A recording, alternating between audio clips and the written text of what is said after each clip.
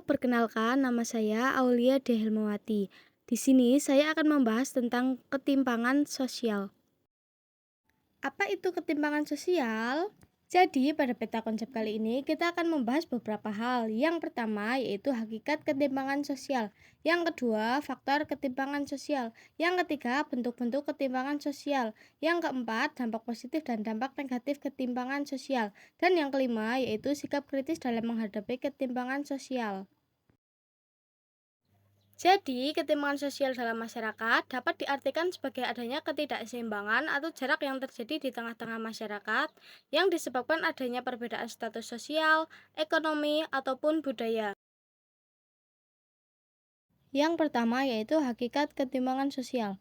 Ketimpangan sosial sendiri merupakan sebuah kondisi yang ada di tengah masyarakat yang menunjukkan adanya ketidakseimbangan akibat adanya perbedaan aspek-aspek yang ada di masyarakat, baik dari segi ekonomi, sosial, maupun budaya.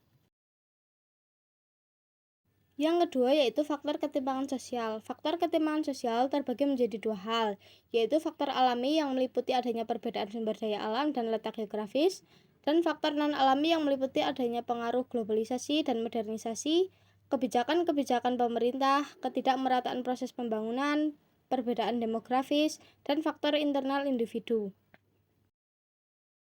Yang ketiga yaitu bentuk-bentuk ketimpangan sosial.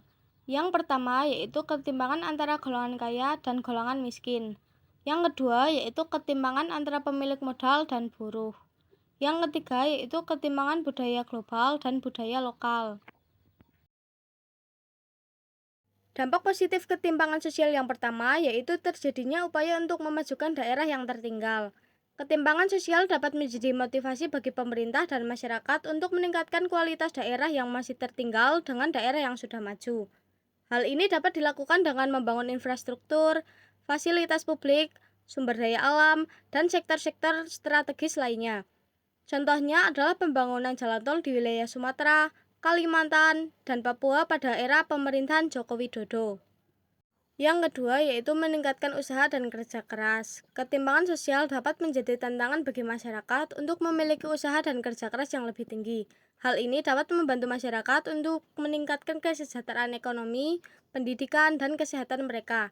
Contohnya adalah banyak orang yang berusaha untuk mendapatkan beasiswa, pekerjaan, atau bisnis yang lebih baik. Yang ketiga yaitu mendorong inovasi dan kreativitas.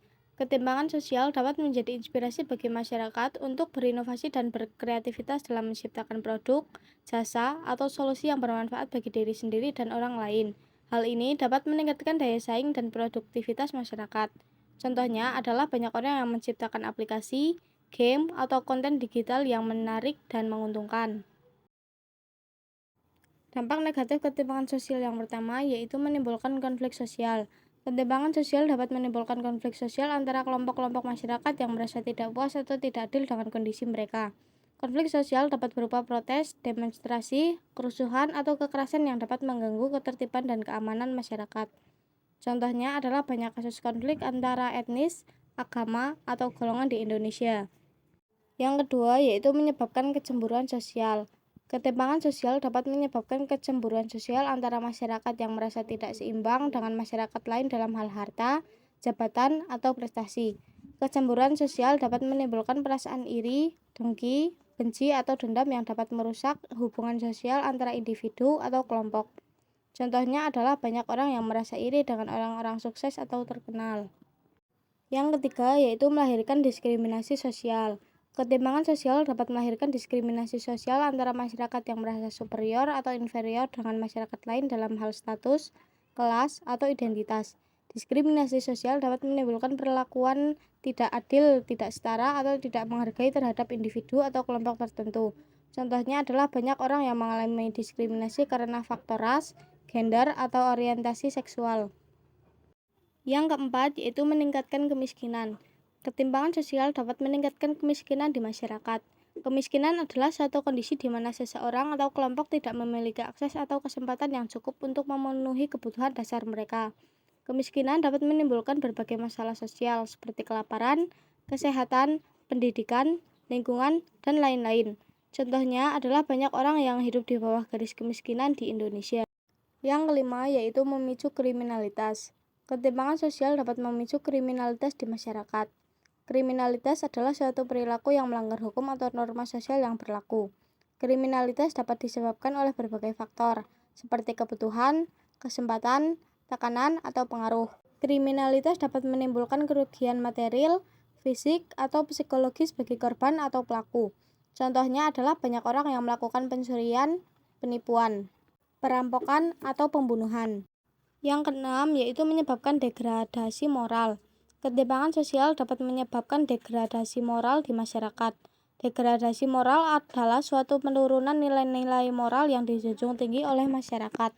Degradasi moral dapat disebabkan oleh berbagai faktor, seperti globalisasi, modernisasi, liberalisasi, atau sekularisasi. Degradasi moral dapat menimbulkan berbagai perilaku menyimpang seperti korupsi, narkoba, prostitusi, pornografi, atau perzinaan. Sikap kritis yang dapat kita wujudkan yaitu dalam bentuk toleransi, empati sosial, dan kedermawanan sosial. Sekian presentasi dari saya ucapkan terima kasih. Saya harap Anda bisa mendapatkan pengetahuan yang berguna dari presentasi ini. Terima kasih.